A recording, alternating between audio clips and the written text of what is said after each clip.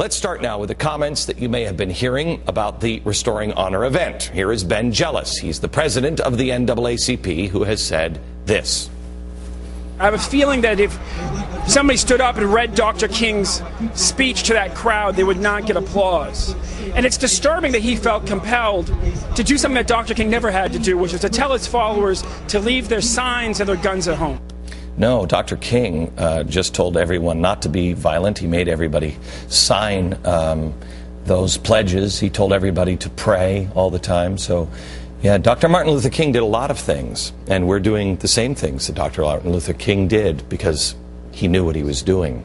So, here's a man who believes that you are so racist, so hateful, that he really truly believed, it's sad, but he really truly believed that if someone got up and said and quoted Martin Luther King on the stage, when they started speaking, they would be booed. They would disapprove. That is quite a claim. That's quite an image and quite a lack of faith or understanding in the American people. There were quite a few words about Dr. Martin Luther King Jr. at the event, but I just want to play two of them for you, and you listen how the crowd responded yourself. Over these grounds where we are so honored to stand today, we feel the spirit of Dr. Martin Luther King Jr. The man who stood down on those stairs and gave his life for everyone's right to have a dream, Martin Luther King. That's what the reflection is all about. I didn't hear the boos. So, you tell me, are we so cynical that we think that America can't handle the words of Martin Luther King without booing? Or do we know who we are? And we have no fear of saying that in front of 500,000 people with cameras rolling and the world watching, because we know that Americans don't do that. Now, NPR said the fear was that the crowd would be a pit of hatred. Okay, I want to show you something here. Pit of hatred. Do you really believe that that's who we are? Let me show you the closing prayer.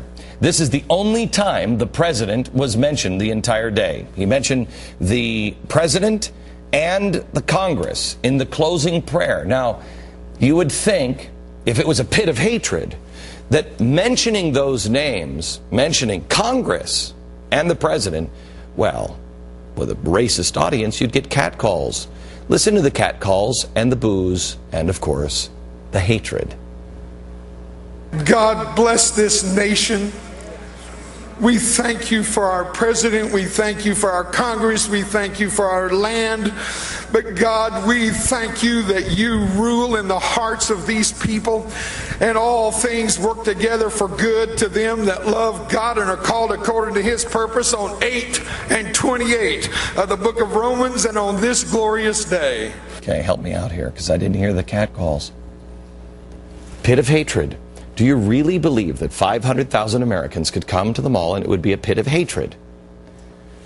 Or do you have no fear in mentioning the president in a non-political way in a prayer and know that people will not boo or catcall?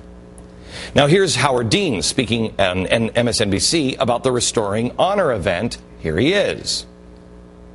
I think this guy's basically a hate monger. What I see is these folks are kind of, and I don't mean this in a mean kind of way, but they're a little like lost souls in the sense that they really do, they're at sea.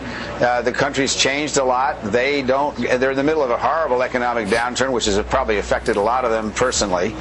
So they follow this guy who is like Father Coughlin from the 1930s. Hold on a second, racist, he's a hate monger. Okay, so I'm a racist and a hate monger. And you're just a lost little puppy dog. You're a lost, hate-mongering soul. Is that true? Or are you more like the people at the rally?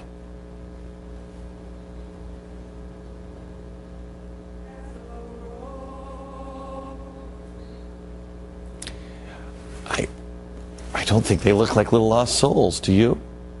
Look at who's a cute little puppy dog. Now, Christopher Hitchens surveyed the crowd and the message of the event, and he titled his article, White Fright.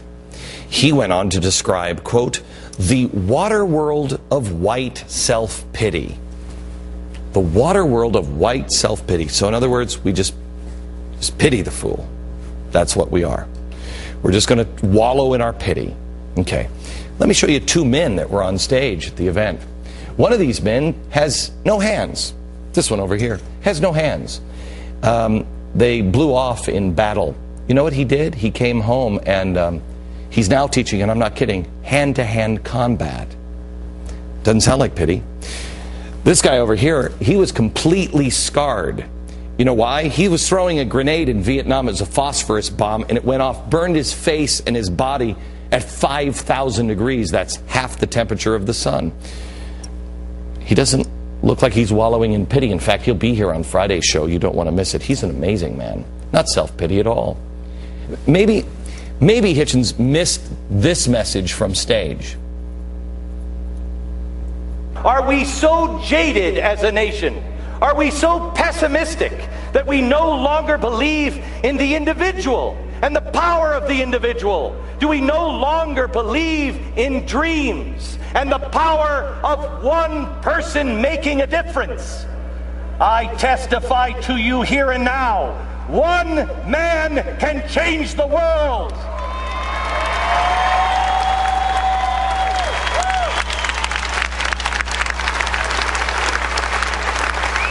And I share with you an equal testimony. That man or woman is you. You Stop. Okay, so self-pity. Maybe he missed this part from the stage. This country has spent far too long worried about scars and thinking about the scars and concentrating on the scars. Today we are going to concentrate on the good things in America, the things that we have accomplished and the things that we can do tomorrow. See, there are those on the left that really believe self-pity. They believe in the theology of oppressor and victim. And so they believe that. I don't think you do. I think you just want to move on with your life. You want to be unleashed. You have a dream. You want to pursue it. You also care and want to help other people. You don't have self-pity. Now, Chris Matthews previewed the rally by predicting Martin Luther King would be disgraced. Here's what he said. Can we imagine if King were physically here tomorrow, today, were he to reappear tomorrow on the very steps of the Lincoln Memorial? I have a nightmare that one day a right-wing talk show host will come to this spot, his people's lips dripping with the words of interposition and nullification, little right-wing boys and little right-wing girls joining hands and singing their praise for Glenn Beck and Sarah Palin. I have a nightmare. Sounds like a nightmare. But I think the premise on that was that MLK would be disgraced. Do you think Martin Luther King would be disgraced by this man? I definitely want people to be filled with real hope, and conviction that anything is possible in America. If we just know who we are and believe in each other, it's the people, and really it's not the government. It's what has made us exceptional. Just remembering what brought us here. America, make a choice. Which one is more like you? This guy or this guy? The Huffington Post ran a slideshow of the most, quoting, ridiculous images from Saturday's event. This is what they thought was hilarious or bad, or were the crazies in the crowd. Here's what they selected. I showed some of these to you last night. These two were, for some reason, that's crazy, restoring honor. This is a quote from George Washington. September 11th, of course, that's crazy. Restoring honor, that's nuts. Oh, she's ridiculous for some unknown reason. And so are they. I mean, look at them. Oh, and a pocket constitution with George Washington on it. So that's the standard for ridiculous. Okay. You know what I think is ridiculous? I think those people are more like me and more like the average person. Sure, the old lady, maybe she's wearing a red, white, and blue shirt and she doesn't look like she does on TV or on your Park Avenue address, but gosh, I'd take her every day, 24 hours a day, over the leftist rallies.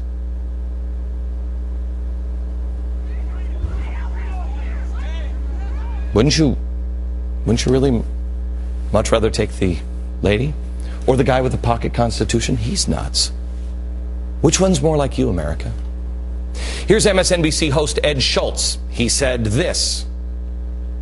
His crowd was filled with thousands of old, white, angry McCain-Palin leftovers from the election who just can't seem to stomach the fact that we have a black man in the White House. Okay. They're old, they're white, they're angry, they can't believe Obama won.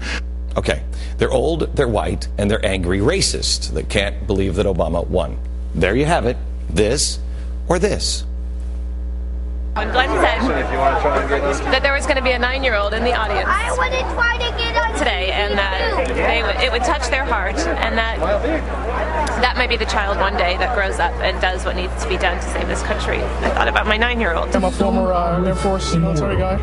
But first and foremost, I believe that our country should be putting God first once more. So hopefully this will be a call to restore the historical values in our nation of hard work, personal responsibility, families taking care of families, churches getting re-engaged. Okay, so there they are. They're old, they're white, and they're angry. Back to Ed Schultz, what he said, I believe, on Friday on his radio program. In my bones, in my very soul, in my heart, I want to kick Fox's. I want to drive them into the ground. I want to spike the ball. I want to kick him in the teeth on the way back to the huddle. And then I want to turn around and lift my leg on him, because that's all they're worth. It's kind of sad, isn't it? You tell me, America, which one's the angry one? Here's another one. You can see you're viewed as a hate monger. You know it's happening because you hate the earth, global warming. You know, you pollute. You'll pollute as much as you want. After 500,000 people left the mall area, here's what it looked like hours after you left. 500,000 people. Look at the green space. Do you see any? I don't see an awful lot of garbage. Now let's compare that with how the crowd looked and what they left after the inauguration last a year and a half ago in D.C. Do you notice any difference? America, which are you? You see, right now the left is scrambling. They're doing anything they can, throwing everything at the wall. They just don't know what to do. They don't know who you are. They're confused. But here's a good thing. Ding dong, the witch is dead. You've won. You've won. It's only a matter of time. You just keep being yourself. You've won.